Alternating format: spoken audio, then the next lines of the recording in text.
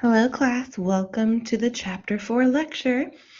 So, as I just said, we're in chapter 4 now. So that is the end of unit 1.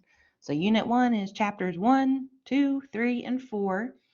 So definitely check out your course schedule and stay up to date on the class announcements on Blackboard, because whenever we finish a unit, that means there's an exam and a written assignment coming up.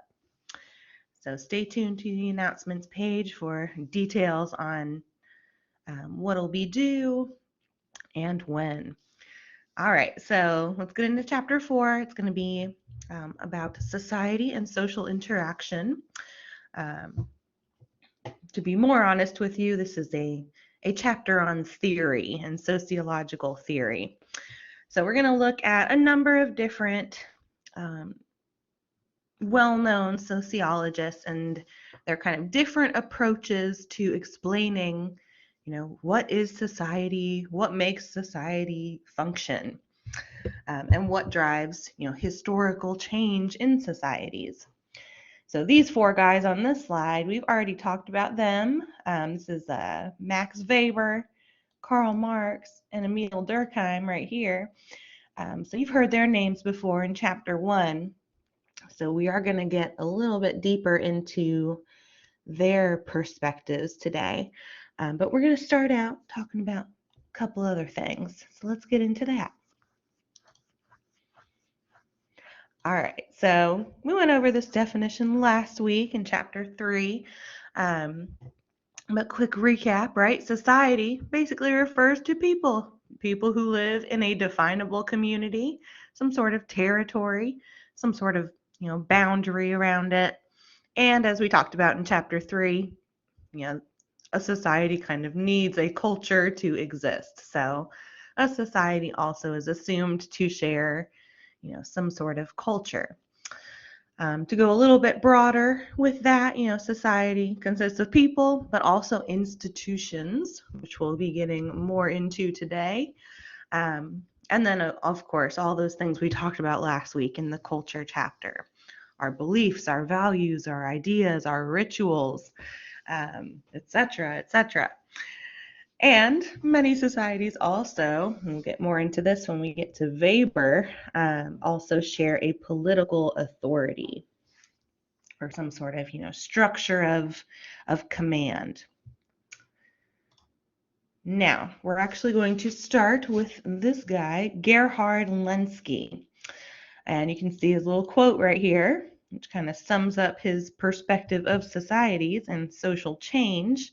He says, societal survival has been largely a function of a society's level of technological advance relative to the societies with which it has been in competition. So in a nutshell, that quote is basically saying, the societies that survive, that thrive, that stick around the longest, the societies that tend to have the most power, in the world, compared to other, societies, are the ones that have the most technologically advanced, culture, basically. So Gerhard Lenski basically categorized societies according to how sophisticated, how advanced their technology is or was. And obviously, the more complex, the more advanced your technology is, the more, evolved, he would say, is your civilization.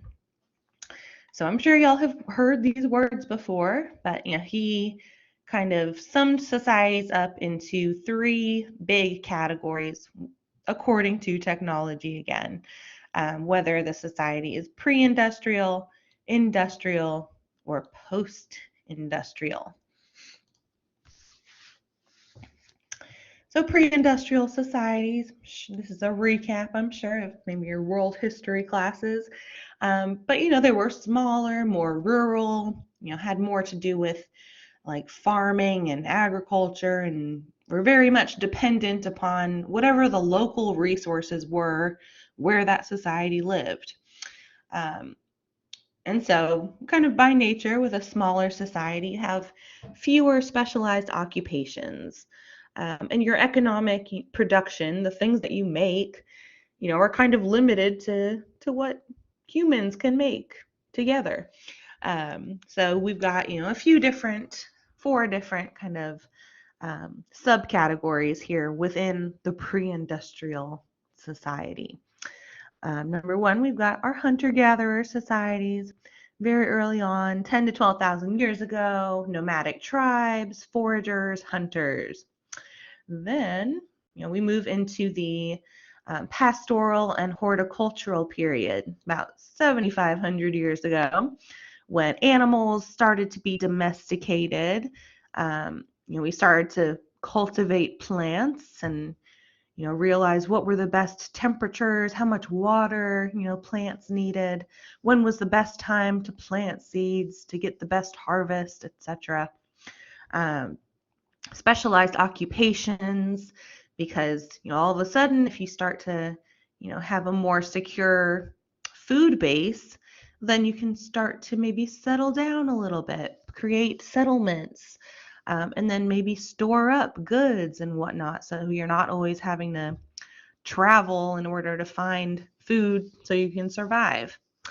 Local trading then would start to develop, because now you have settled societies that stay in kind of one particular area, and you have more stability, more material goods. And then we move into the agricultural era about 5,000 years ago. Crop rotation, the use and discovery of fertilizer, better tools for farming were developed. So see, technology is starting to develop here. When then we have better harvests as a result of that, and more surpluses of food, which creates even more, stability in a society. And then from those, permanent settlements of the horticultural era start to develop into, pretty well established towns and cities. Social classes start to, divide. People start to be doing different things, specializing in certain, occupations or tasks. And then, this is also the period where we're seeing kind of an explosion of the arts, of philosophy and music and poetry and, sculptures and painting. And then lastly here in our pre-industrial category, we move into the feudal era, which I kind of got into in chapter 1, about 800 AD. And that was when you had the lords and the vassals, and the era of the knights. So there was a much more strict hierarchical system of power. Specific people were born into kind of certain positions in life, and that power was handed down through your family.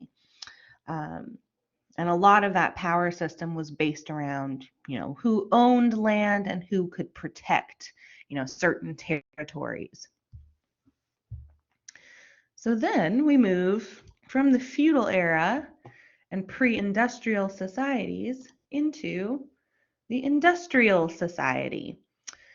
And of course, kind of talked about this in chapter 1, the importance of the Industrial Revolution to this process, which of course brought monumental changes, both to our technology, but also to our society as a result. Things that, in a pre-industrial society that would have taken, weeks, months, years even, all of a sudden could be achievable in, the matter of hours or days. So I went over a whole bunch of lists in chapter 1, so won't drag this out too much, but of course, and especially coming back to Gerhard Lenski's whole point here is, the more technology, the more evolved or advanced your society is. So we're moving more toward, in his perspective, a more evolved society here with the Industrial Revolution, the creation of, advanced power steam engines, textile mills and factories to produce more goods and more efficiently, and provide for more people. Mechanical seeders now are developed for farming, leading to so much more agricultural productivity. We start to see, a lot of investment in the development of, healthcare and medicine and sanitation, and education, public education being, more widely accessible and promoted. Then the rise of urban centers, big cities, big metropolitan, areas. And of course, those areas with all these new factories kind of, drew in people from all around. So you have this kind of increasing diversity of people all of a sudden living within a smaller, territory altogether. And of course, the factory system, more material goods, and during this time as well, kind of the development of, modern capitalism, as well as social mobility now, which you didn't really have under feudalism.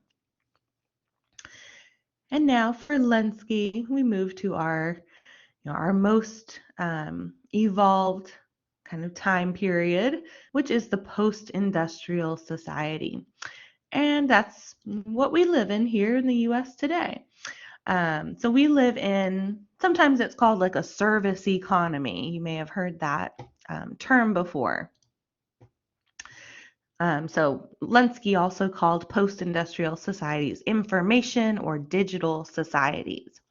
And they're primarily, instead of being based on the production of goods, like in an industrial society where, you have factories and you're making, watches and shirts and cell phones and etc., right? All these goods, all these physical, goods that people are paying for. Now, in a post-industrial society, we produce information and we produce services and provide services. And so because of that, in a factory society, an industrial society, you didn't really need that much education. People could go to school until maybe the 8th grade, and they'd have enough knowledge to be able to secure, a pretty good job in a factory. But now, in a service economy or an information economy, all of a sudden, access to information and knowledge, and kind of specialization of certain knowledges is critical to kind of advancing in a society like ours. That's why you all are, at Columbus Tech in school, pursuing a degree so that you can get that, certificate or that degree, that piece of paper that says, this person has proven, documented skills of this specific, degree of or area of knowledge, whether that's welding or, respiratory therapy, right? You have to, kind of have that piece of paper that vouches for your knowledge, for the fact that you have this information and other people don't. So now, obviously related to all of that, today our social class is very much divided by, who has access to education, and who has, that degree, and who doesn't, right? Because our jobs are so much, oriented toward having this power of information and knowledge, and that is what, brings success. And as you can see, just looking at this chart over here, just pay attention to, the services. In 1900, the service sector made up about 27% of our economy. By 1950, about 47%, almost half.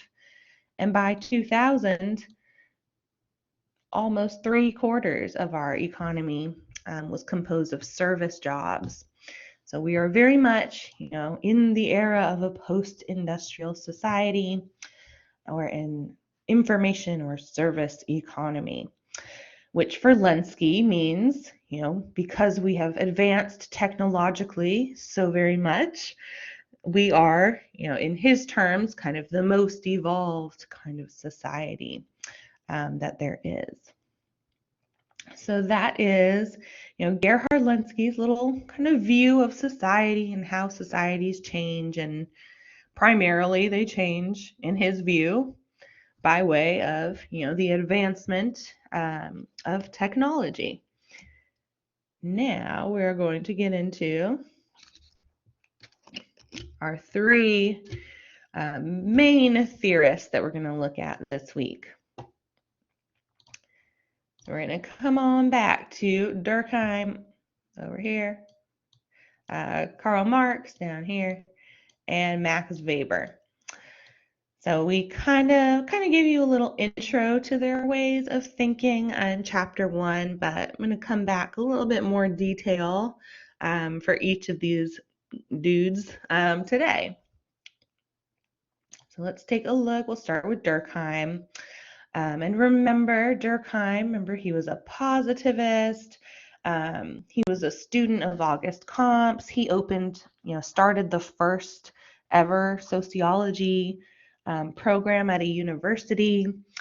And he was, remember our paradigms, he's kind of the epitome of a structural functionalist. So keep that in mind as well as we're going over this. Here's a little famous quote by him on the slide. It says, "Society is not a mere sum of individuals. Rather, the system formed by their association represents a specific reality which has its own characteristics."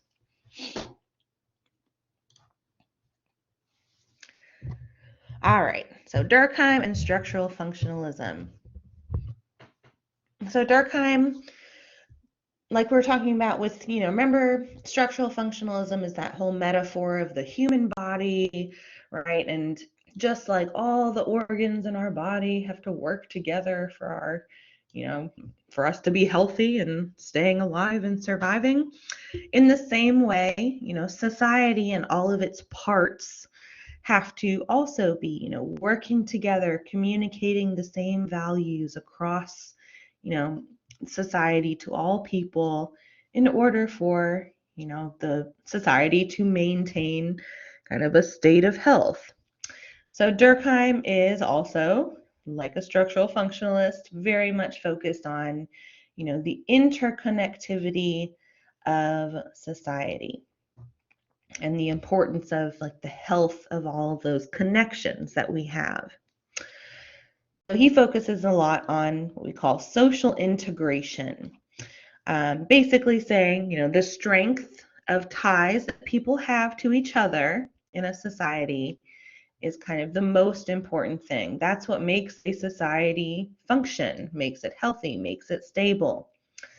And society, right, just like a human body, like a living organism, has to, make sure every organ in its body is healthy, and promoting, the correct values to everyone in order to keep that living social body alive and well. Now, social integration, how does that come about? These two terms right here are how he explains, how we get to social integration. So Durkheim called kind of the communal worldview. A lot of the things we talked about last week in the culture chapter, the beliefs, the morals, the ideas and attitudes of a society. He called all of these things, basically our culture, he referred to as the collective conscious. So for him, the collective conscious is completely inescapable. We have no choice in the matter. When we're born, nobody asks us, do you want to be part of our collective conscious?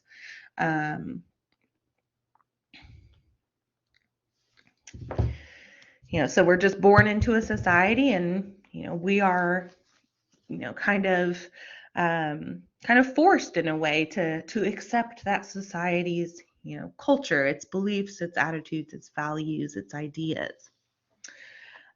He also, so what makes up the collective conscious are what he calls social facts. Down here. So social facts, basically anything that was in existence before we were all born. The Constitution is a social fact. Our belief in democracy is a social fact. We didn't create these things. They were here, ready-made for us when we were born onto this earth, into this society. The value, the belief in the American dream was here before we got here. It's a social fact. Certain religious beliefs, Christianity, Judaism, Islam, Buddhism, wherever whatever society you're born into, these religions have been around for many, many centuries, if not longer. So these are social facts as well. Traditions like Christmas or the 4th of July have been around before any of us were born. They're social facts. So laws, morals, values, religion, language, customs, rituals, fashion, culture in a nutshell, are social facts, all of these different elements of, culture. And all of these things kind of, serve to bring us together, and they kind of govern how we relate to one another, and our social, life and cohesiveness.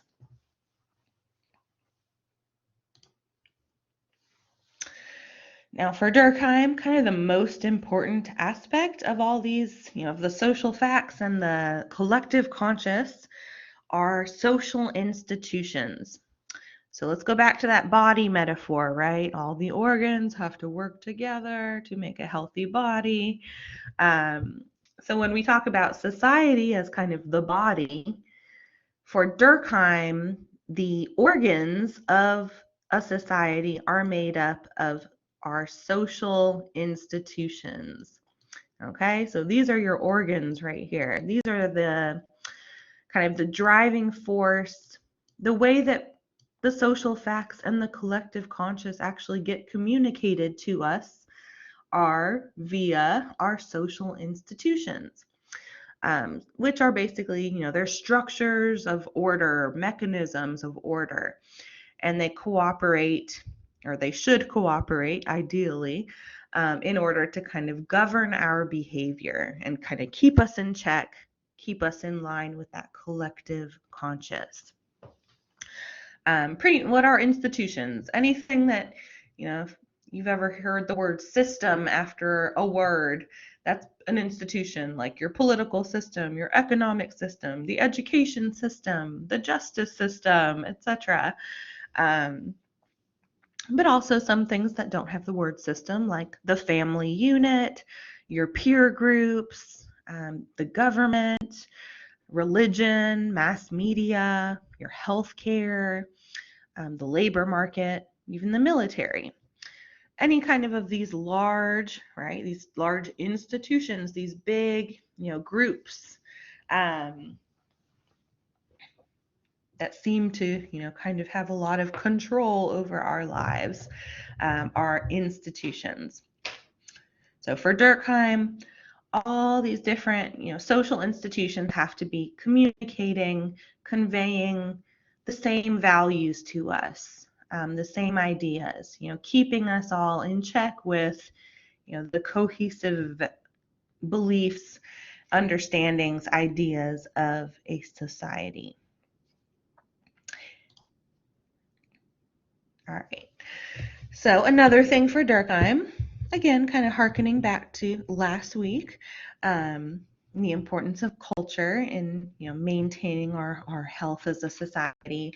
For Durkheim, symbols and rituals are also incredibly important for maintaining the collective conscious, or social integration, for kind of having things that can consistently remind us on a regular basis that we are one, we're part of the same society. And these little rituals and symbols to, always kind of keep that thought in check with us. To, create this sense of what he called, moral unity. And for Durkheim, a society without shared symbols or rituals, would soon fall into a state of dysfunction or disrepair. So, for the US, I just put a few on here, but right, we have some symbols like the bald eagle, um, our American flag, the Constitution, Mount Rushmore, and then we also have a lot of shared rituals. The 4th of July being a very big one. Singing the Star Spangled Banner, saying the Pledge of Allegiance to a flag, voting day, Memorial Day, and even maybe something like the celebration of Christmas might be considered part of that, part of our society's rituals. So Durkheim, like all of the founding fathers of sociology and Mother, was very concerned with what was happening during the Industrial Revolution and all of these changes that were coming about in human societies as a result of all of that technological transformation. So he felt like all these things were changing, basically the cultural glue, the collective conscious that had been so strong, say, under feudalism, was all of a sudden, falling apart. You couldn't depend on, the stability of, the feudal life anymore. Everything was changing and the collective conscious was failing, he believed. So he said, we have to come up with something new to replace these old traditional ways of uniting society, because the old ways don't fit anymore. So for him, he came up with these terms. He said society had to kind of shift from a form of mechanical solidarity to a form of organic solidarity. And solidarity is basically just a way to describe, the way societies kind of feel a unity with one another and how that unity is created.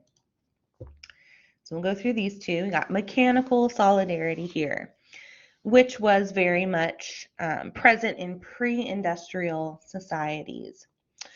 So mechanical society or mechanical solidarity is found, in societies where there's a lot of tradition. People don't really disagree with each other on many things. They do a lot of the same things every day together. They do the things they do because they've always been done that way. There's very strong bonds of kinship, like family, again, power and traditions being handed down through the family, through the generations. And there's a very low division of labor, meaning, going back to like our pre-industrial societies from Gerhardt, it would mean, everyone's kind of doing the same thing. Everybody's hunting and gathering, or everybody's, chipping into, planting for the harvest. But there's not like, oh, that's a teacher and that's a welder and that's a nurse and that's a cashier and that's a janitor, where in our society where everyone's doing something different. So in these kind of societies, everyone's kind of doing the same things.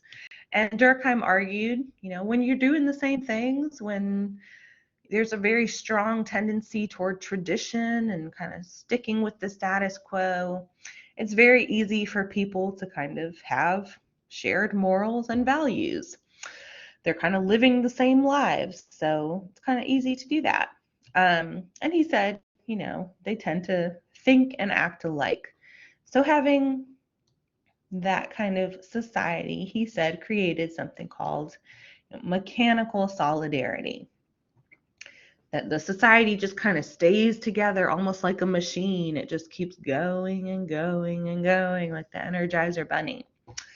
However, with industrial society and an explosion of change, in the 1900s. You have this form of mechanical solidarity kind of falls apart. Nobody is the same anymore. Nobody is sharing the same value systems anymore. All of a sudden you have all this diversity in these big cities with people who believe different things and expect different things. And so for Durkheim, he said the result was a very weakened collective conscious. And he said we now have to replace mechanical solidarity with organic solidarity. And this would be a society that's based on accepting our differences, our economic differences and our social differences, and trying to build some sort of sense of unity out of that difference. And the fact that now we are all very much interdependent on each other because we all do different things, right? Someone might be a nurse, but the nurse still has to go to their own doctor. The nurse still has to maybe rely on, a nursery for childcare for their child. They have to rely on, a cook at a restaurant to make their dinner for them. They have to rely on the gas station owner to have a gas station so they can fill up their car every day. So just because we're all doing different things, we also all rely on each other to do all of these different things so that our society can keep functioning. And so Durkheim said, okay, well, that's what the collective conscious needs to be based around now. The acceptance of differences and the fact that, we need each other to be different for us to, continue. So this division of labor that we see arising out of like industrial and post-industrial societies, all this specialization of knowledge and information, and everyone doing different tasks is supposed to now in a sense create this new sense of social solidarity for each other.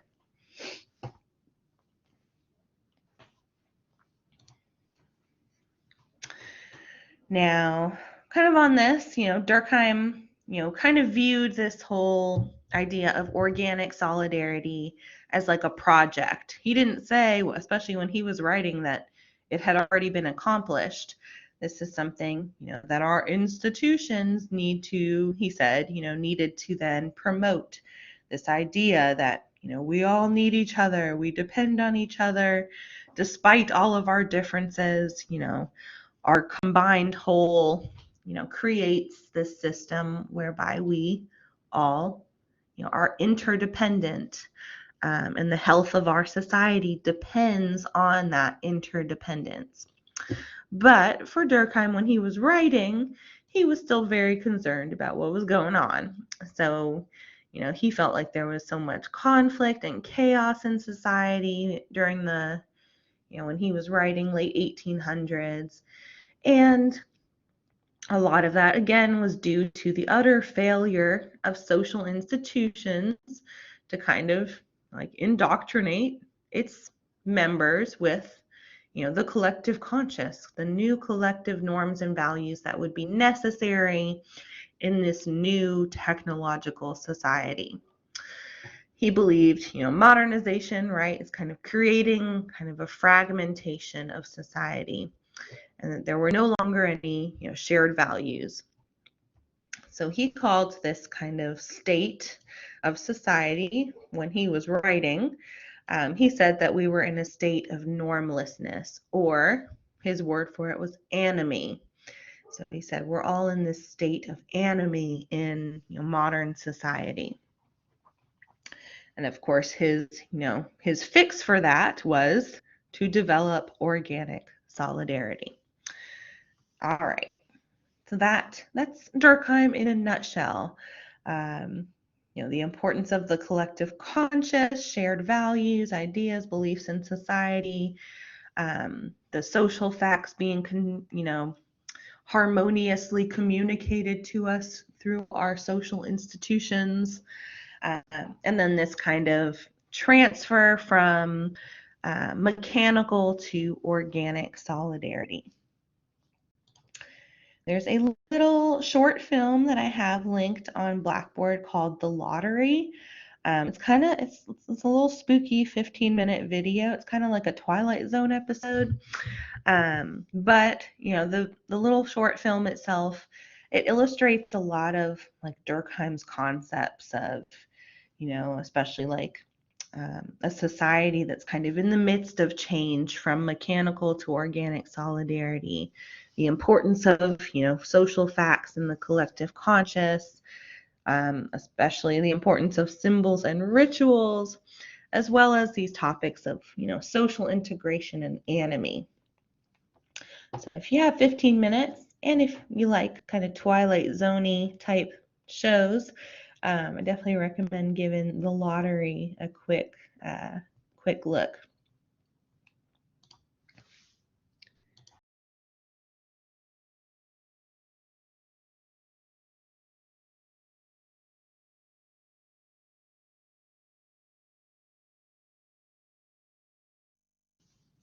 Okay, next up we have Karl Marx. So let's get into him. A little recap from chapter 1. Remember, he is associated with conflict theory. So of course, he believes conflict between different groups in society is how societies change. And basically all of human history can be boiled down to a series of, struggles or conflicts between different social groups over scarce resources. So for him, all of history, again, is defined by what he calls class struggle. Now, in particular, he focuses on, what's going on in industrial modern societies. So for him, he's most focused on the class struggle that's going on during that time period. So for industrial societies, the main class struggle that he defines is between the bourgeoisie and the proletariat. You may have heard the word bougie, right? So that word bougie comes from this word bourgeoisie, this French word, which refers to like the owners of property, the owners of the factories, basically the ruling class, the rich class. Proletariat are the working class, or the wage workers at the time, people who get paid to go to work and they get a paycheck at the end of the week, the proletariat. So for him, these two classes, the bourgeoisie and the proletariat, will always be in conflict because they have fundamentally opposing interests. Basically, the bourgeoisie, the rich people, their interest is to make as much money as possible and to pay the workers as little as possible in order to do that. And then the proletariat's interest is to, have as much independence as possible, have as much control over their own lives as possible. And their view is that, or Marx's view is that the bourgeoisie keeps them from doing that.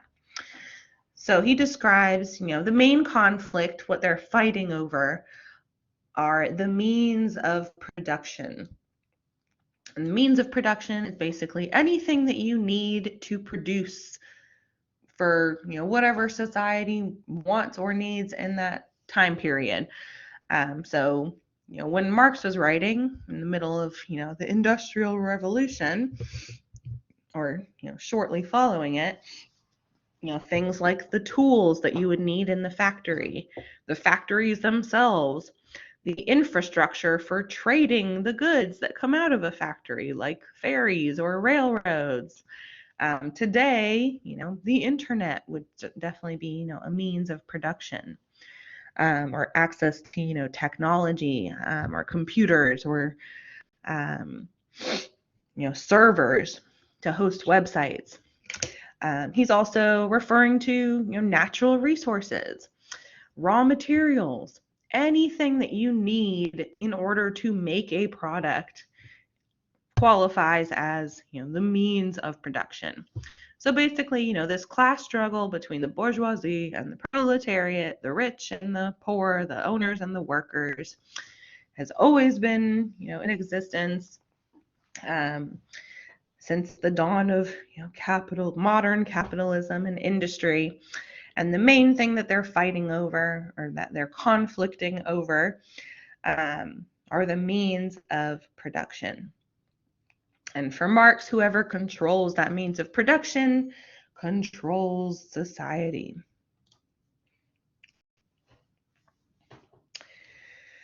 Another thing, two more terms for Marx, are base and superstructure. All right.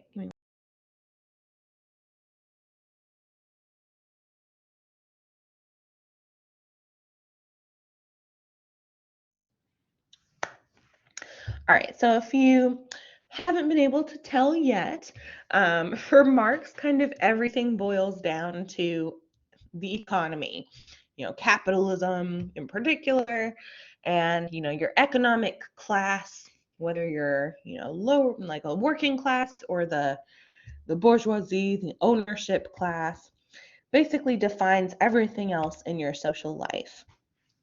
So for Marx, he basically says the base of society, the thing that defines everything else in our world, is the economy and where we find ourselves in the economy, our position in it. So a society's economic system, things like, if you look at the graphic over here, the means of production, our economic relations, money, the two classes that he views, the proletariat and the bourgeoisie, and all the commodities that we make, all the products that come out of this system. That all makes up, the economic base of society. And everything else, all these other institutions that like Durkheim is so, focused on, for Marx, aren't that important.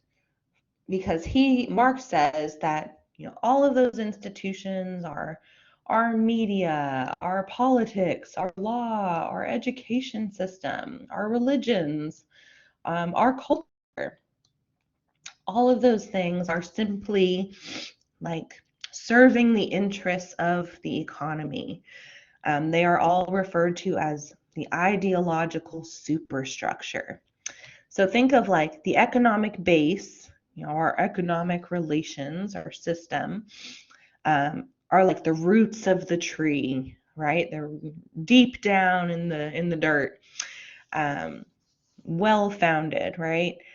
And all of our institutions, all of our other institutions, like our, our education system, our political system, everything else in our social world is basically, like a branch on the tree. But it all comes out of like these roots of the economy and serves the interest of the bourgeoisie or the rich people in his view. And so he says like all these institutions on the top in the superstructure, they essentially are mere embodiments of, quote unquote, the ruling ideas of the ruling class. That they all are kind of just, in a way, like brainwashing the masses, the workers, into like having faith in the economic system, that's the only purpose of all of these other institutions, is to kind of keep the working class in line, so that it doesn't, try to tear down the economic system.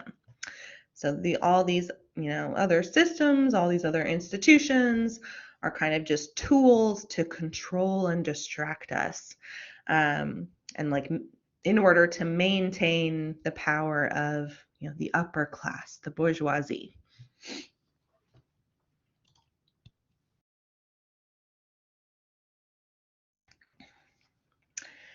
All right, another thing for Marx, if you can't tell from that last slide, is the things we believe and all that, for him, is all superstructural. It's all, just serving the ruling ideas of the ruling class. But for Marx, at kind of like an existential level, he thinks that what we do on this earth every day, what we make, the labor that we perform, is what defines our identity and what makes us human and what gives us control over our lives. And he would say, back in the pre-industrial societies, there was always, an intimate connection between the worker and their product of their labor. They would spend a month, maybe more, like cobbling a shoe, right? But then once the end product of the shoe was produced, they decided what to do with it. Did they want to trade it? Did they want to give it to their son to wear? They were in control of that product of their labor. But Marx said, with capitalism and industrialism, all of a sudden we have what he called the revolution of the bourgeoisie, where all of a sudden, this upper class took so much power. And capitalism and industrialism kind of created a system where the worker doesn't have an immediate or intimate connection with the product of their labor anymore, because now we just, we go to work in order to get money. So basically, the way he terms it is, at one point in pre-industrial society, labor was an end in itself. It was something that gave us, a sense of value, of identity, of pride. We made something and we had control over it. But with, the Industrial Revolution and modern capitalism, labor now has become, a means to an end, kind of simply a means to an end. And the end being, your paycheck at the end of the week. And so you don't work for your identity, or maybe you don't even take pride in your work anymore. You just do it to, to get by, to survive, to pay, to get the bill, or to get your paycheck so you can then pay your bills, right? So Marx believed capitalism, because of this, was kind of leading society into a state of what he called alienation. So remember, for Durkheim, he used the word enemy. So Marx, his term is alienation, which in a nutshell for Marx meant, we are no longer in control of our lives anymore. We're losing our identity. We're losing our humanity because we aren't in control of our labor. And labor defines everything. What we make and produce is our identity. And if that's taken away from us, all of a sudden, we are alienated. So he kind of broke this down into 4 different types of alienation that he said people are experiencing under this new modern capitalism. We'll go through these quickly. Got number 1, alienation of the worker from the product of their labor. So, when you went to a factory, I'm going to take a shirt factory, okay, for my examples here. So, in feudalism, if you are pre-industrial society, if you were, a seamstress and you made shirts, you made that shirt from beginning to end. You decided what it was going to look like, what the design would be, and you followed through on that. In industrial capitalism, now you're going to a factory and the boss in the factory or the supervisor is going to tell you exactly what the shirt's going to look like. Even if you don't like the design, you still have to make it exactly how they tell you to make it. Or even if you think, it's kind of a maybe not the best, fabric to make a shirt out of. It doesn't matter. You make whatever's in front of you. You've kind of sold your labor power to the boss. And so, the boss is going to tell you what to do and how to do it. So alienation of the worker from the product of their labor. Number 2, alienation of the worker from the act of production. So let's go back to our t-shirt or our shirt factory. Let's think of like a blouse. Again, in feudalism, if you were a seamstress making a shirt, you would be making the entire thing from beginning to end. But modern capitalism, you're in a shirt factory, and all of a sudden, the boss says, okay, go over here. You're going to do this one thing all day. We want you to sew the collar onto the shirt. And that's all you're going to do. People are going to hand you shirts, and you're going to sew collars on them. Just sew collars, sew collars, sew collars. And then you're going to hand it off to the next person who's going to sew the cuffs onto the shirt. And then the cuff sewer is going to hand it to the next person who's going to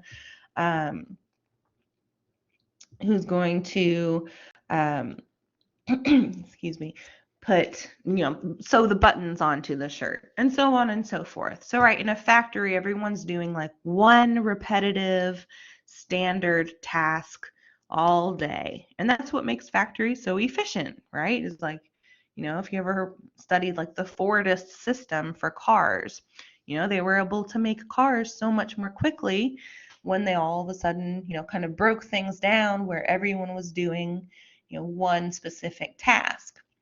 But for Marx, this is a problem. It's a source of alienation for us because we no longer are even connected to the whole product of our work. We just do one kind of boring, mundane thing over and over and over again.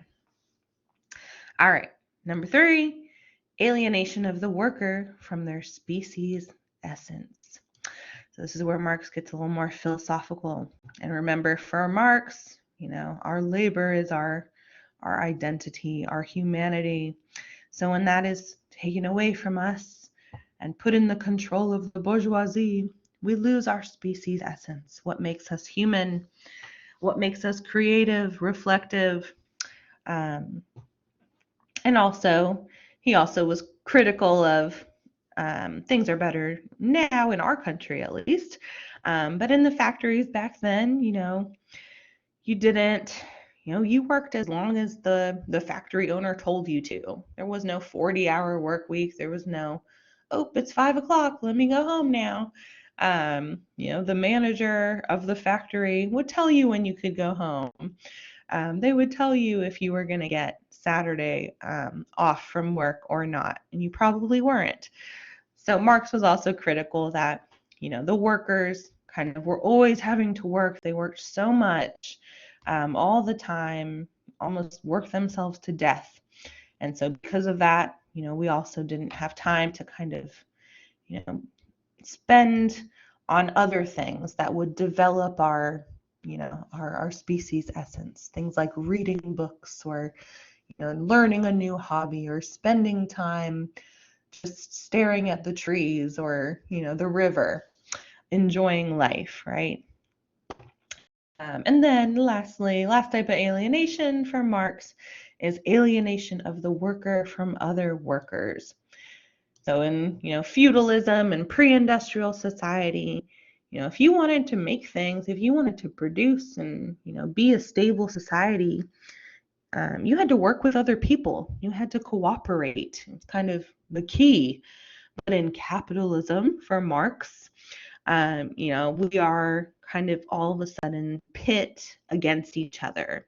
We are forced to compete against other workers for jobs, for raises, for better hours, etc. So 4 types of alienation for Marx there.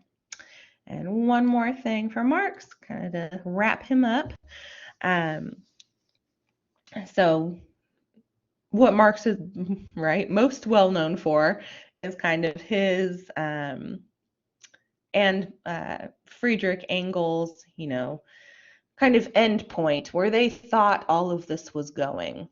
They thought that, this state of alienation would eventually, lead to the workers of the world, rising up against, this new system and kind of, dismantling it so that we could, regain our species essence. Okay. So Marx claimed that, especially when he was writing, again, like late 1800s, he said the working class was still under this veil of quote unquote false consciousness that, again, going back to like the superstructure, right? The superstructure is just like a way that the rich people are brainwashing everyone else in society into buying into their system. So he said, all the workers are under this veil of false consciousness. Our beliefs, our ideals, our rituals, everything that we've been forced to think our society is about is not really in our own best interest. And he, again, said kind of all of these things were just the ideology and the interests of the ruling class being imposed on, the masses of society. So Marx thought, the only way to get rid of false consciousness was to replace it with class consciousness, whereby, all of these workers who had been pitted against each other would suddenly realize, the fact that they were all kind of in the same position, in the same subordinate rank in society. And once they realized that, they would start to advocate for, improvements to the system. Now, Marx argued that capitalists, as a result, if the workers ever started demanding improvements, capitalists would use technological innovations to continue to try to make human labor less and less necessary and thus valuable. So that would kind of take the power away from the working class, the proletariat. But he thought, even if they tried to do this, eventually the workers' revolution would be, inevitable at some point in the future. So that is Karl Marx in a nutshell for you. So we've got, basics for him, the class struggle, conflict theory, the struggle between the bourgeoisie and the proletariat over the means of production, these concepts of the base and superstructure, the importance of, labor to our identity and humanity, those 4 types of alienation, and, this concept of like class consciousness replacing false consciousness.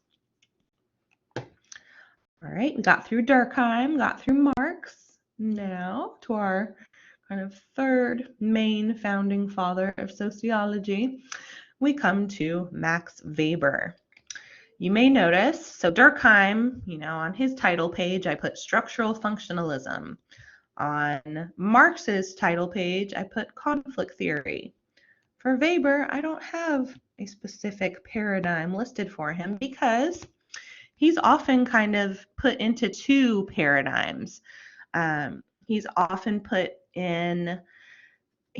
qualified as a conflict theorist, which we'll get to in a moment why that would be, but very different kind of conflict theorist than Marx is.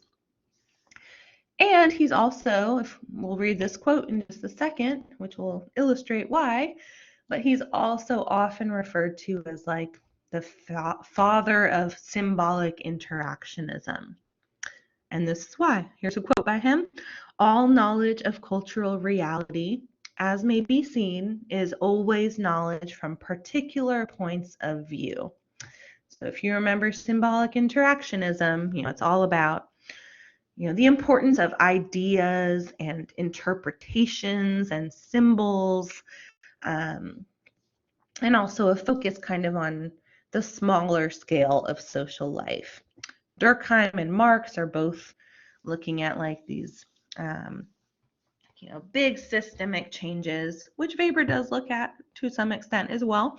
But Weber also thought, that sociologists should focus a bit more on, the symbolic arenas of life as well. All right, this slide is kind of just a recap from chapter 1.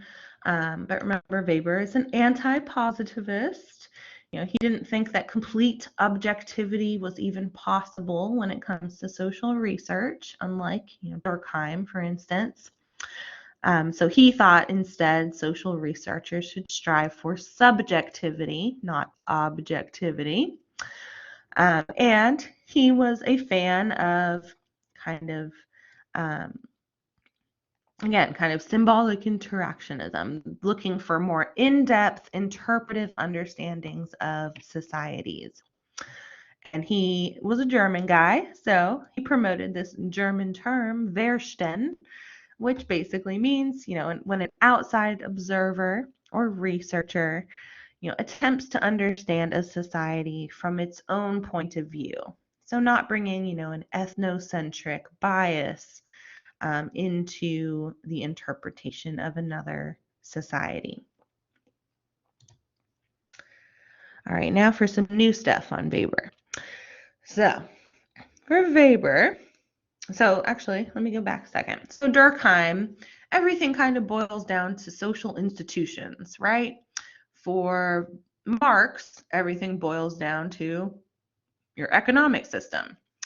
For Weber, everything, if we can boil everything down, for Weber, it would come down to structures of legitimate authority. So Weber is more interested in like who or what has power in a society. And whoever has this power over society also has power over the ideas and the beliefs of a society. So he thought, social order was maintained by shared norms, but more importantly, structures of legitimate authority that dominate our social worlds. How do we get these structures of legitimate authority? What defines them? They are the people or groups that hold a monopoly on force and protection. So essentially, whoever has the biggest guns, whoever can protect themselves the most efficiently, the most effectively, who has the best weapons, who has the best, secure, the most secure borders, right, on its territory. These are going to be, the most legitimate forms of authority.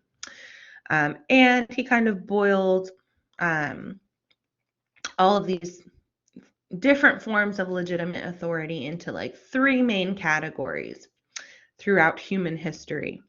He said we find kind of 3 types of legitimate authority across all societies. Traditional forms of legitimate authority, we are more often found, in our pre-industrial societies. So, our kings and our chiefs and the lords during feudalism were, the traditional leaders of legitimate authority in pre-industrial times. And they were basically, they held power because of tradition, because of established patterns and norms. Now, the second type of legitimate authority is charismatic authority. And this kind of authority figure existed in pre-industrial society, but still, this type of authority figure still pops up in our modern societies as well. So people, Hitler certainly was, promulgated a very evil kind of system during the lead up and during World War II, but he was no doubt a very charismatic figure and leader. Martin Luther King Jr., very charismatic leader. Fidel Castro in Cuba. Again, we may not like what he did, but he had a lot of charisma. And that's what brought him into, the point of power and authority that he ended up having. Mahatma Gandhi, again, a lot of charisma. But the problem with the power of charisma is that, that power is vested in an individual, one person. And so, when that person passes away, or is, taken out of power or is assassinated, that the power of their legitimate authority kind of falls away, and whatever group or society that they were, leading, might flounder without kind of that charismatic leader as the figurehead. So Weber definitely wrote a lot about charismatic authority, but felt that it wasn't a very effective form of leadership or authority, because for that reason, it can only last so long. It can only last as long as that person was living. So for Weber, the most effective type of of legitimate authority, and the one that offered the most stability long term, is something we are familiar with in our country, which is rational, legal, or bureaucratic authority. So Weber said that, we tend, as societies industrialize and modernize, they also become more bureaucratic. They move away from these traditional and even charismatic forms of leadership and move toward, rational, legal, bureaucratic forms of organization for a society. So for him, bureaucracy is the most stable form of legitimate authority. And we'll get to this in a few slides, but he thinks, once a bureaucracy is really well entrenched and established, it's almost impossible to bring an end to it. So he felt, there were pros and cons to bureaucracy. So he doesn't see things as, all black and white, or, it's evil or it's all good. He felt bureaucracies brought a lot of good things. They were very effective. They take pride in like impartiality, unlike, maybe traditional or charismatic leaders. And they're very rules-based. So everyone is, held to the same law, the same bureaucratic, rules are applied evenly across society.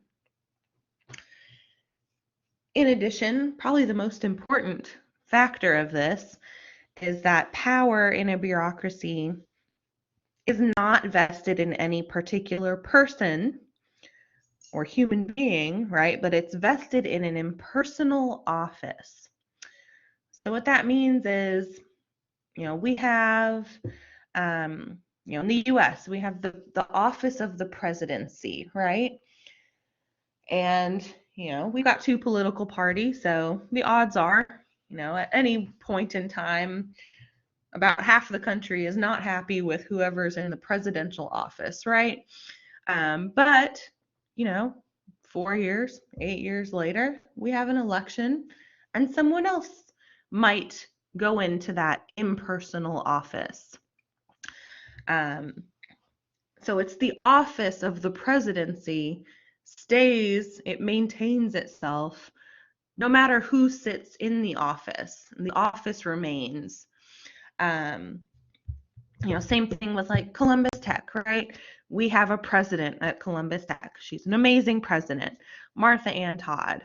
And she's made a lot of great, improvements, I think, in the past, few years that she's been in that office of the presidency.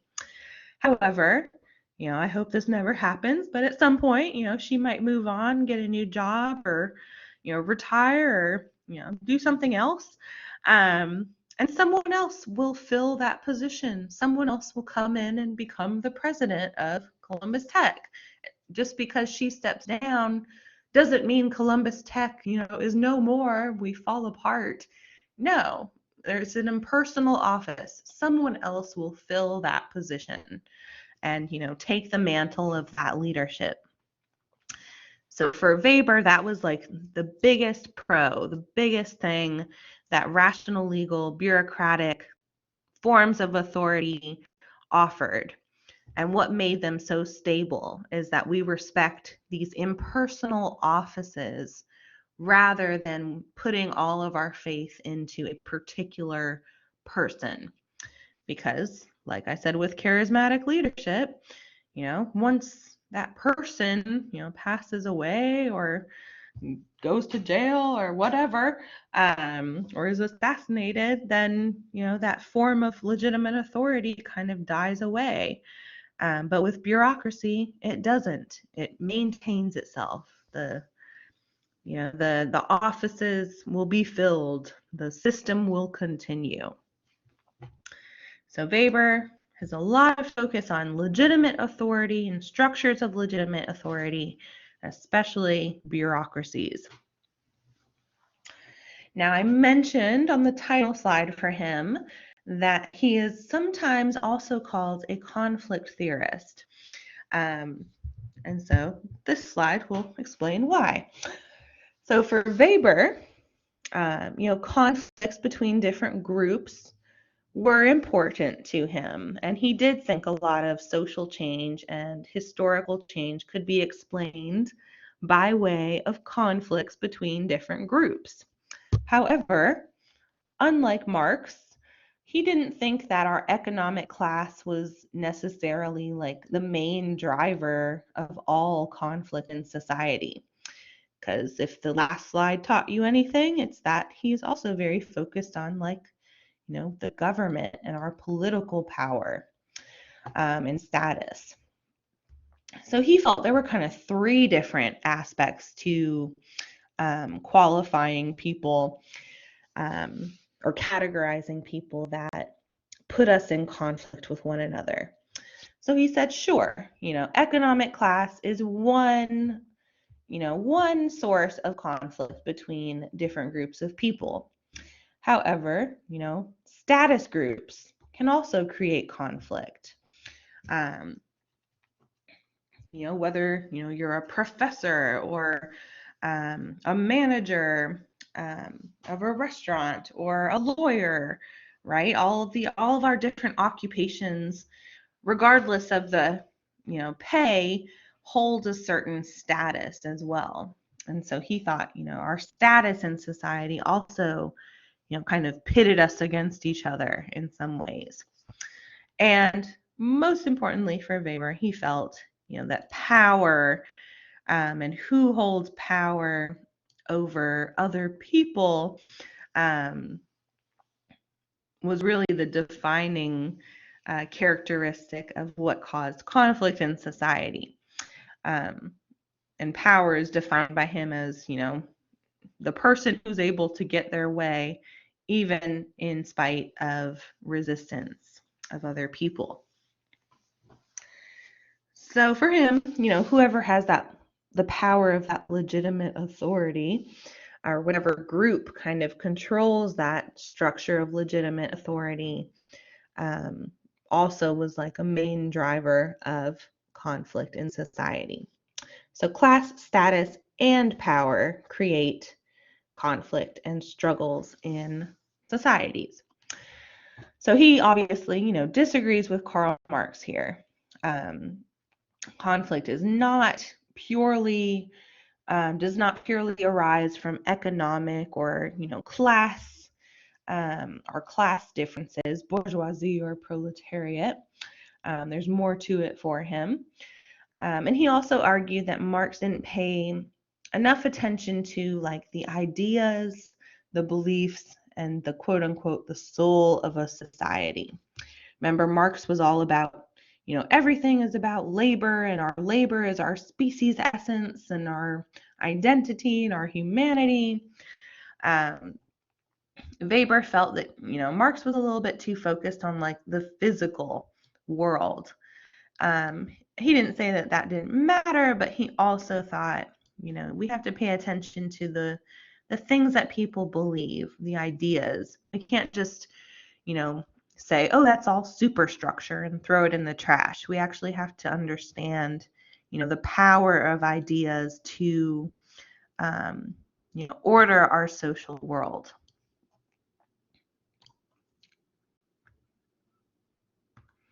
All right, back to bureaucracy, because that's really Weber's main thing.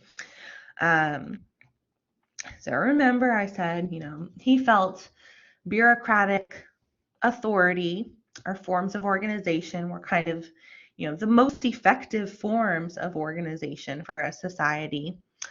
And let's just kind of go over what are the basics of this. We'll come back to this more in chapter 6 also.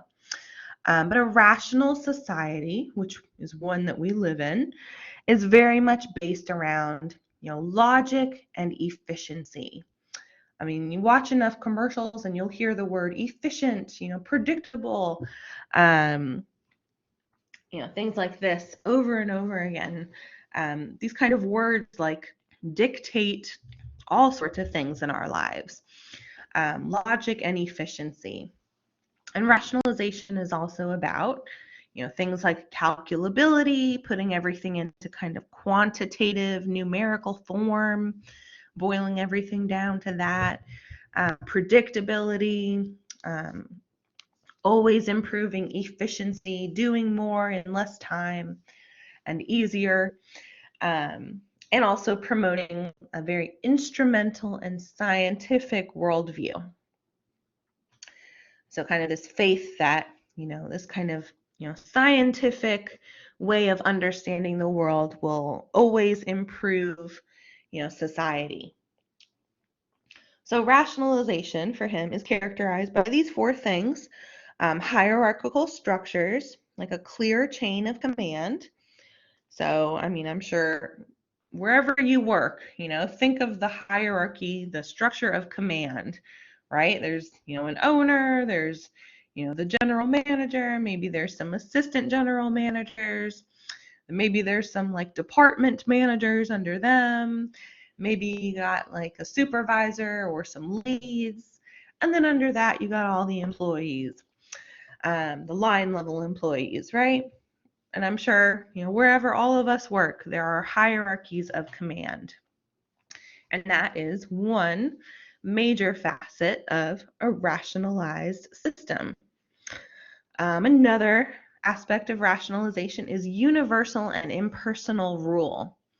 So the rules, the laws apply to everyone. You have your student handbook at Columbus Tech. We don't just hand that out to like only particular students. The rules that are in that handbook apply to every student at Columbus Tech, no matter who you are, no matter where you're from, what age you are, where you work, doesn't matter. It's a universal, impersonal rule book that applies to everyone. Number 3, competent and trained officials. So, related, going back to the hierarchical structure, every person in that hierarchy is going to have different training, right?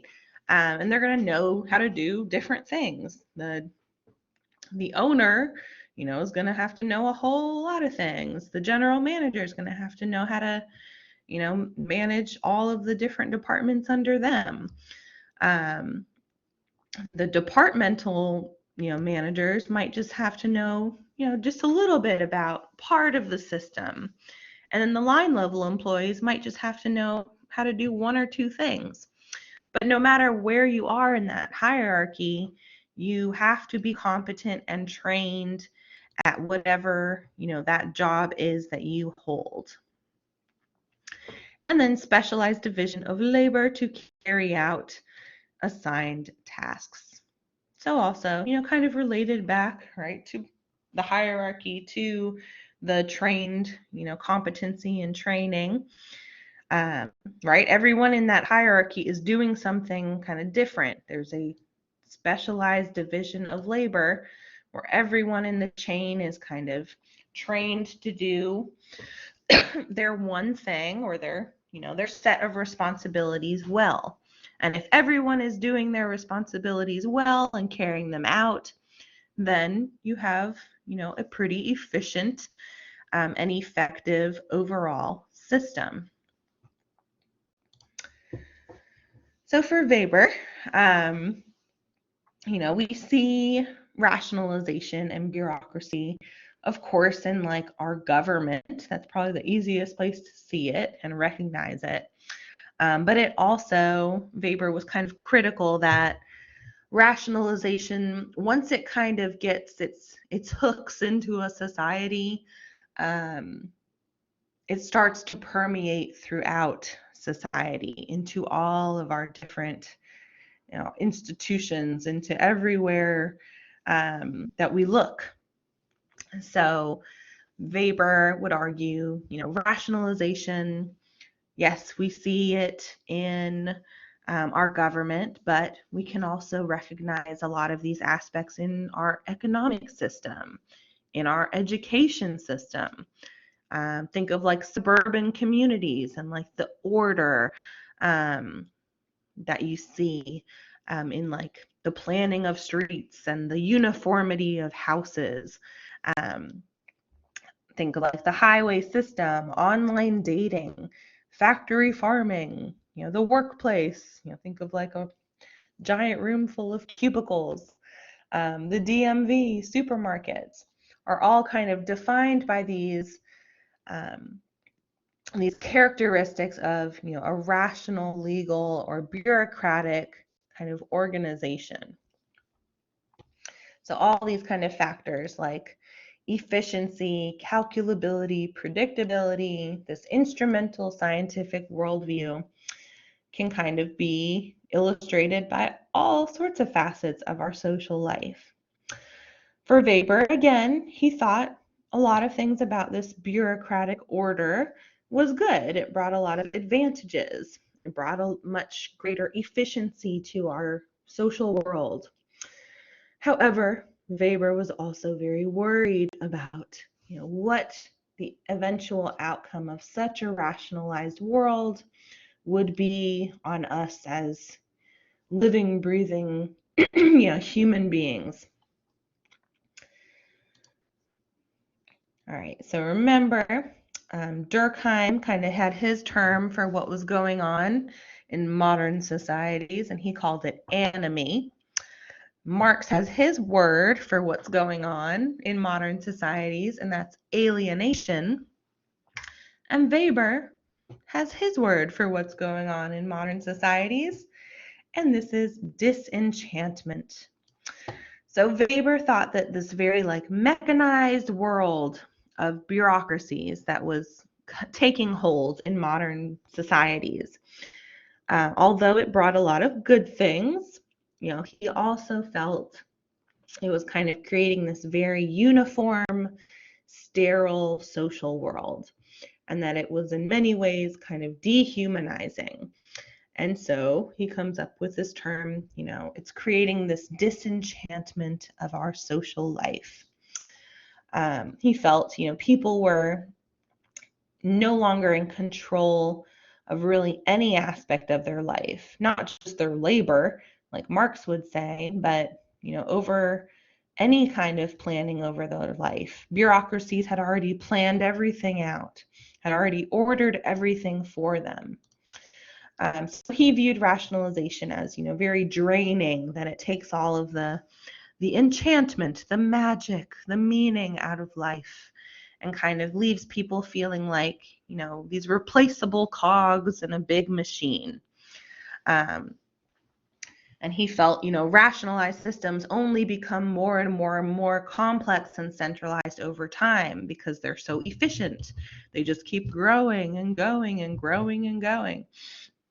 And so he felt as that happened, the power of individuals will continue to diminish and to become more and more disenchanted with life. And he felt that, a lot of the magic that makes life beautiful, like our shared values and our rituals and our traditions and our ability to express emotions, become like kind of displaced by these very impersonal bureaucratic practices. So essentially, Weber was really concerned, again, I think I said this a couple slides ago, with like the soul of a society. And he felt rationalized systems, as effective as they were causing society to lose its soul in exchange for, rationality and efficiency. That all of our, spirituality, our mysticism, the magic of life was kind of dying away. And unlike Durkheim and Marx, really, who both kind of saw an end to saw a light at the end of the tunnel, Weber was a bit more pessimistic. He, again, he felt like bureaucracies, once they were entrenched, could never be torn down, precisely because they were so stable and efficient. And they would just keep growing and becoming more centralized to our lives. So he was pretty pessimistic that, once a bureaucratic society was established, that it would ever be torn down or that we could ever get out of it. And so he kind of has this famous quote near the end of, one of his books where he says, we've all become prisoners of the iron cage of modern institutions. So, yep, a little bit pessimistic end to Weber there. We're all kind of just trapped in this bureaucratic order where everything is just so impersonal and dehumanizing. And we're kind of just cogs in this big social machinery of bureaucracy. So that brings us to the end of, not the lecture, but that brings us to the end of like our major three theories of Durkheim, Marx, and Weber. And now we're going to wrap up, kind of turning to our symbolic interactionist kind of view of society. So Durkheim, remember, was kind of like the illustration of structural functionalism and how they would think about society. Marx and Weber, to some extent, illustrate conflict theory for us. And now we're going to kind of turn much more toward, the symbolic interactionist view of society, which again has a big focus on subjectivity, interpretation, interpersonal communication, and how we as people and human groups in society actually create our own, constructions of reality. We create meaning for ourselves through our human interactions. So let's get started, and I think there's four different kind of concepts in here. So let's get started. We'll start with Thomas Luckman and Peter Berger. They wrote a book back in the 60s, called The Social Construction of Reality. So they come up with these two terms, habitualization and institutionalization. Basically, they say, that all human institutions, religion and the government and the economy and the education system and etc., all of our institutions are simply products of, our combined human forces over time. So for Durkheim, right, it kind of seemed like going back to the beginning, right? Remember Durkheim talking about the social facts and the collective conscious. It kind of seems, like these things like, they're here before we got here. They've always been here. Some sort of, like magical force has created them for us and they're just here. But for Berger and Luckman as symbolic interactionists, they view institutions as, the product of human interactions over time. So they kind of just, like, it's kind of a similar way of thinking to Durkheim, but it puts the agency back in our hands. So for them, this term habitualization refers to the fact that society, everything around us, all our institutions, all our rituals, all that is created by humans and human interaction. They have a quote that says, "Any action that's repeated frequently becomes cast into a pattern." We construct our society, but we also accept things in society because, our people that came before us created it for us. So for them, society is basically just a habit. It's things that we have just kind of gotten used to over time, and that our parents got used to over time, and our grandparents and our great grandparents. It's like a collective habit. And they say, eventually habits become institutions. So once a habit becomes so conventional, so normal, it becomes implanted in a society where you can't even think about that society without that specific way of thinking or living. So it becomes institutionalized. So basically, symbolic interactionism here is interpreting institutions as products of our collective habits over time. And everyone in society plays a part in this. And obviously, this contrasts with really all three of the guys we just went over, Durkheim, Marx, and Weber. For Durkheim, institutions are like products of this collective conscious that's been here before we were ever born. It's always been here and it always will be. For, Marx, the capitalist economy like runs everything, and all of our thoughts and ideas and hobbies and beliefs are all derived from the evil capitalist order. And for Weber, everything boils down to our bureaucratic system, and we're all prisoners of the iron cage of bureaucracy. So in a way, all three of them were kind of presenting society and its parts as kind of this, obscure, nefarious entities that like control our lives, like we're all just little puppets. But for symbolic interactionists, they say no. We're not puppets. We have agency. We all play a role in this social world. We create our institutions. We can change our institutions. It's just a matter of habitualization and institutionalization. And there are some excerpts from their book on that slide and on this slide, but I know this is already going to be a pretty long lecture, so I will leave it to y'all if you want to read through some of those paragraphs. All right, so we did Thomas Berger and Luckman and their ideas of habitualization and institutionalization. Now we'll look at another symbolic interactionist, W.I. Thomas, and his concept of the Thomas theorem.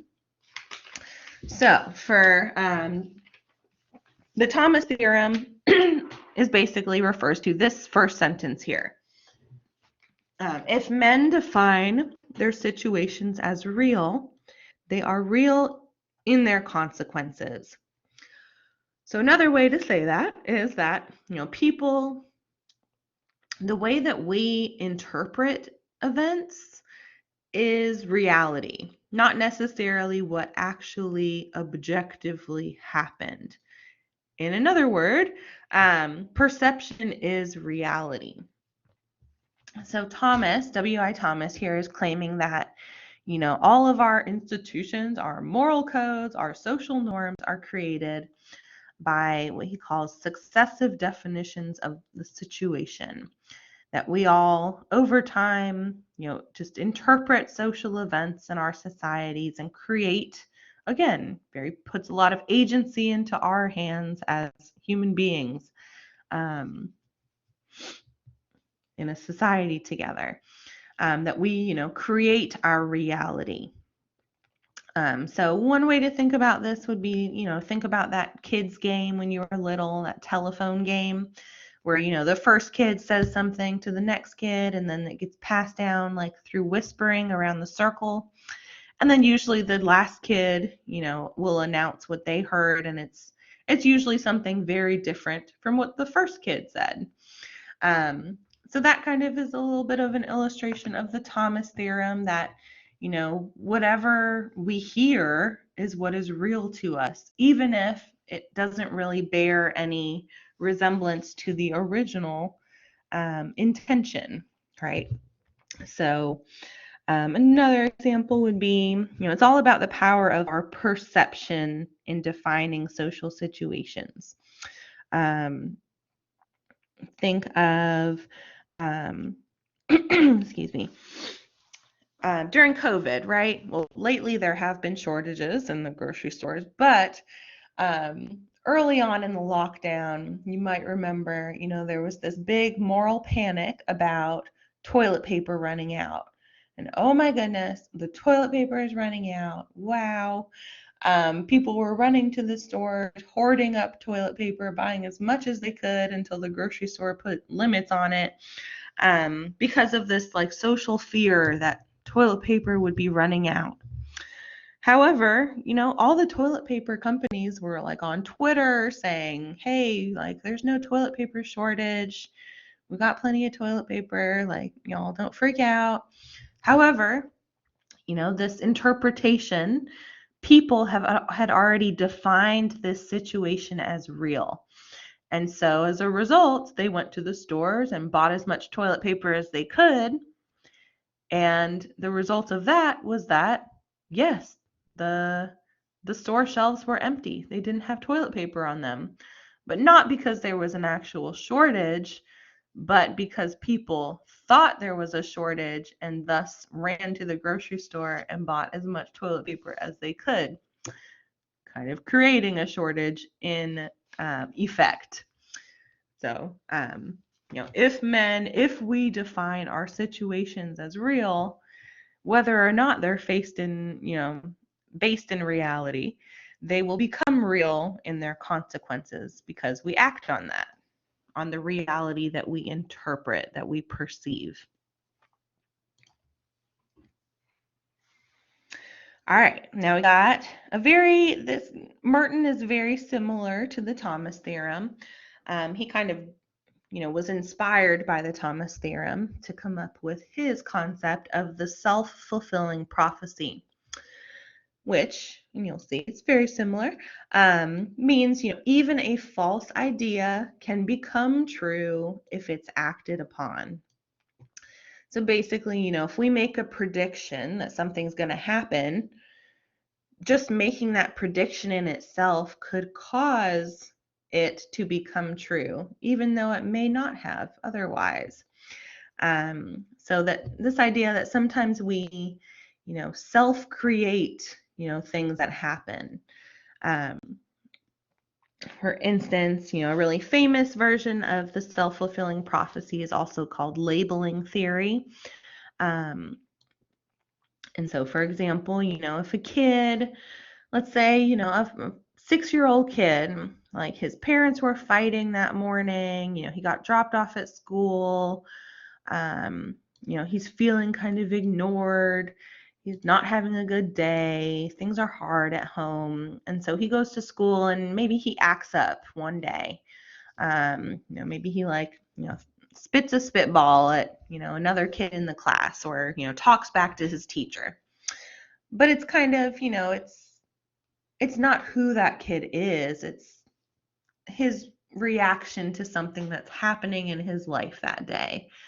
However, let's say he's got a teacher who just is not having it that day. She is tired and she just can't put up with, this insubordination.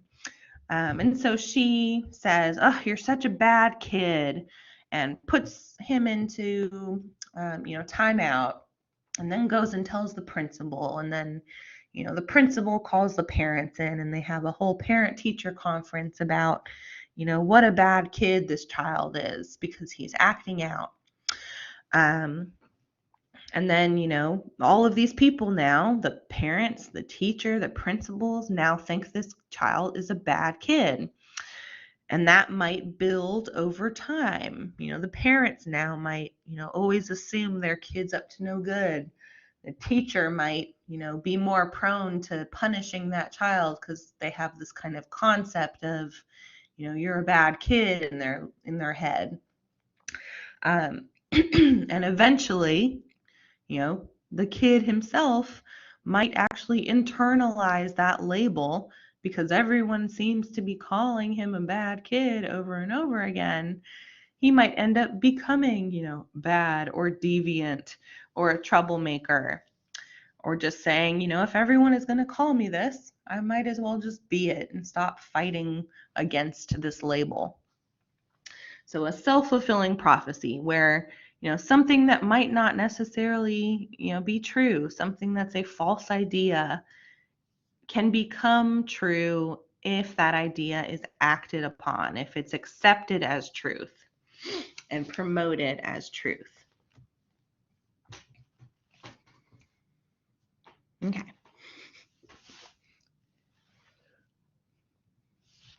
Next, got... Oh, and then I have some excerpts from Merton's Self-Fulfilling Prophecy, which I will leave you all to read if you would like to. All right, then our last theory here for symbolic interactionism is Irving Goffman's concept of dramaturgy, or role performance. So, see if I can bring my highlighter up. Okay. So for Goffman, and you can kind of get it from the label here, dramaturgy, the word drama. For him, he kind of believed we're all kind of actors on a stage. The stage is our world around us, and depending on what situations we're in, each situation is kind of a different scene in our lives.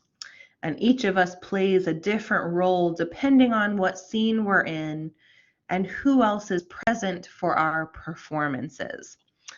So he has, I'm going to read a little excerpt from his text here.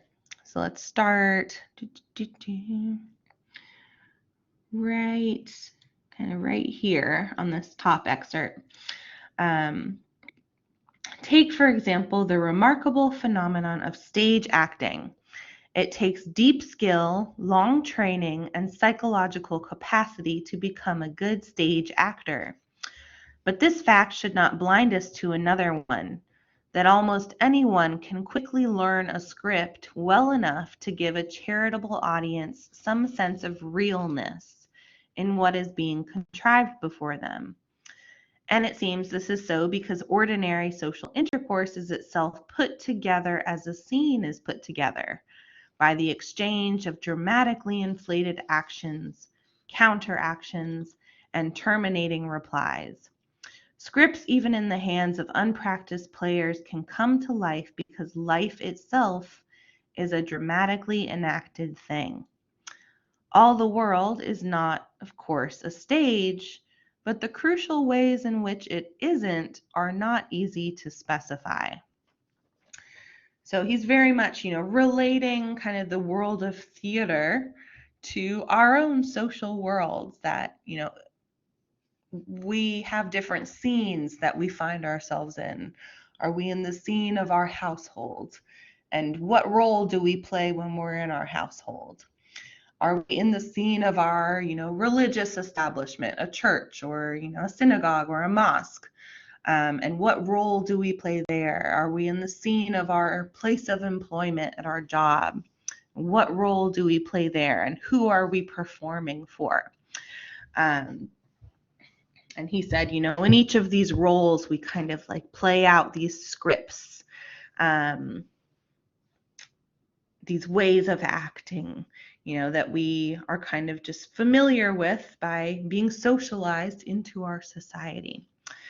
So for Goffman, dramaturgy, everything kind of boils down to, we're all kind of actors on a stage. We're playing a role. We're playing different roles based on where we are and who we are around. Now, on this topic of roles, we're going to kind of finish up here just thinking about, dramaturgy, roles, status in society. So roles, right, on that topic. What is a role? It's a pattern of behavior, a way of acting that we recognize in each other, and also represents, to a certain extent, somebody's status. And the status refers and benefits that a person experiences according to their rank and role in society. But we all play different roles, right? Everyone, each of us probably plays many different roles in our lives across all of the different, scenes that we are a part of.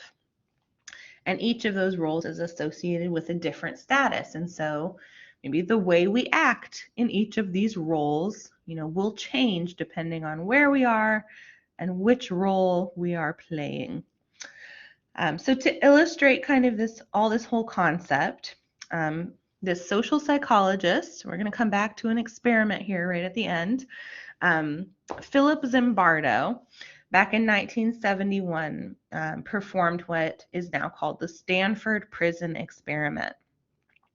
And his little social experiment was meant to demonstrate how quickly people can adapt to certain roles in our society and maybe even hurt other people simply because of a role that they're playing or a role that they've been told to play. So his whole prison experiment is meant to kind of illustrate, the role expectations and stereotyped role conflicts in society. In particular, it's a prison experiment, so he's looking at kind of the stereotypical conflict of roles between prisoners and prison guards. So there's a video on Blackboard. Please watch this one because the video kind of tells the whole story of this experiment, and it's really kind of jolting and interesting. So I hope you will watch it. But essentially, his main research question going into this experiment was, what happens when you put good people in an evil place? Will the institutional role take over the individual? So what he did, he picked out, a bunch of, they were all men and they were all Stanford students. And he got volunteers on campus to come be part of his prison experiment. And so all these volunteers came, and he kind of arbitrarily, as they arrived, said, okay, you're going to be a prisoner, you're going to be a guard, and just kind of randomly assigned them into the roles of prisoner or guard. And they had all taken, like psychological tests before this so that they would be cleared, like, okay, you're a pretty normal person. You don't seem to have any psychological issues. You seem pretty normal. You can be part of the experiment, and we're going to, either make you into a prisoner or a guard. So, that first, right, he's kind of putting these participants in the experiment into these different roles. And each of the roles kind of had their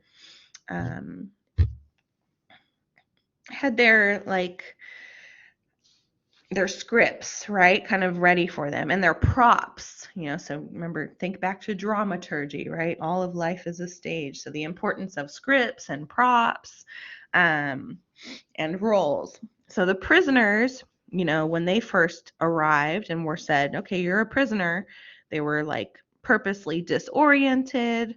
They were, stripped of their clothing. They were deloused, sprayed with water.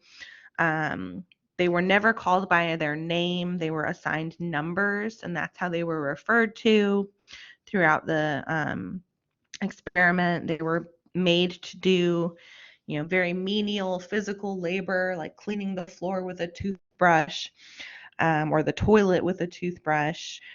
They were, They were not really allowed to sleep throughout the night. They were constantly being disrupted with loud music or, banging on the walls or on the bars. And oftentimes they, were forced to like have bags over their heads and, further forms of like, dehumanization and, disorientation.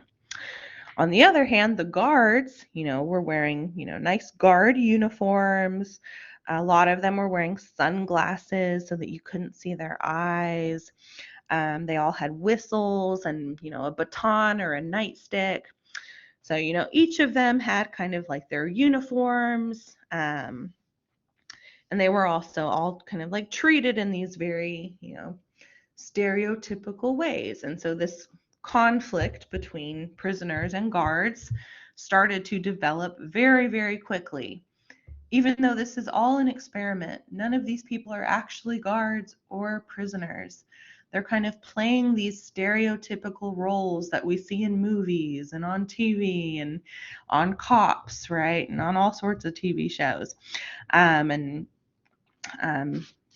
of just these general ideas and culture that we have of, prisoners versus prison guards. They were kind of just playing these roles out. But the roles quickly became very real to everyone that was part of the experiment. Add to that, the prison environment. They like built this really fake prison kind of in a basement of a Stanford building. And it was very secluded. It was far away from and where they would hear anyone else or other students or classes. It was very dark because it's down in the basement. They actually had, bars, installed for the different prisoners, and it was a very cramped space. They even had like a secluded little area for like isolation punishment, like a little closet that they would stick some of the prisoners into. So, the scene, right? The scene of the stage was set to kind of be conducive to these roles of prisoner and prison guards. Now, the study, Zimbardo, initially wanted this experiment to go on for 2 weeks. And he wanted to, observe, like, okay, how far will these college students take these roles and like embody them and act them out. However, he ended up ending the experiment after 1 week, so 1 week early, because things were kind of going way too far in his interpretation. And he felt like he had kind of seen enough after 1 week. The question that he had, posed, what happens when you put good people in an evil place? Does the institutional role take over the individual? Well, he had found his answer after 1 week of the experiment. So definitely, please go watch the video. I don't think it's too long. I think it's about 15 minutes. But has some, original footage of the experiment. There is a little bit of cussing in it, so just FYI, don't watch it around, young kids with you. It gets pretty dramatic, right? Because all these people are playing the roles of prisoners and prison guards. Coming back to, Irving Goffman's concept of dramaturgy. All right, so I know this has been a pretty heavy lecture, a lot of theory and all these different guys, and all guys today, all these different guys kind of perspectives on, what makes society work, what doesn't make society work, what drives historical or social change, right? What defines a society? And lots of different kind of perspectives from all of these different fellows we've been looking at, like Gerhard Lenski, Emil Durkheim, Karl Marx, Max Weber, and then our symbolic interactionists, we've got W.I. Thomas, Berger and Luckman, Merton and the self-fulfilling prophecy, and then Goffman's dramaturgy. So I hope you all have learned a little bit about, all these different theories this week. If you have any questions, reach out to me. I'll be happy to answer them, or if you want me to go into more depth on any of these, ideas or concepts with you, happy to do that as well. Again, we're wrapping up, Unit 1 this week, so make sure to check your course schedule and see when the exam and the written assignment are going to be due, and start thinking about that first written assignment. And as always, if you have any questions, reach out to me, and I'll be here to help you. All right, I hope you all have a great week. Sorry this lecture was a little bit longer than I usually try to keep them, but there's a whole bunch in this one. But all right, so I look forward to hearing from y'all, and good luck on the quiz and the exam and getting that first written assignment complete. All right, goodbye, y'all.